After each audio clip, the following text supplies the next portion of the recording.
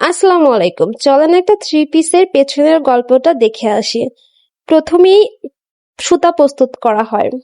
তারপরে সুতা প্রস্তুত করার পরে আম, সরাসরি আরো কিছু প্রসেসের পরে কারখানায় চলে আসে।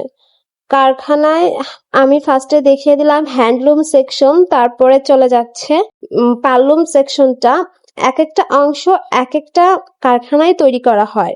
যেমন ওড়নাটা হচ্ছে হ্যান্ডলুমে তৈরি করা হয়, পালমেও হচ্ছে সালোয়ারটা তৈরি করা হয়।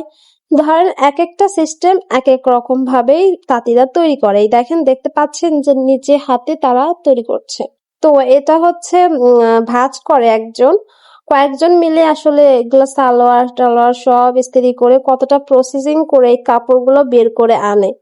তারপরে এখান থেকে চলে আসে হচ্ছে বিভিন্ন পার্ট পার্ট অনুযায়ী রাখা হয় গোডাউনে। সেখান থেকে আবার সুন্দর প্রসেসিং এর মাধ্যমে থ্রি পিস গুলো আমাদের হাতে চলে আসে। আমরা আবার আপনাদের হাতে সারা বাংলাদেশে ক্যাশ অন হোম ডেলিভারিতে দিয়ে দিই। ধন্যবাদ সবাইকে।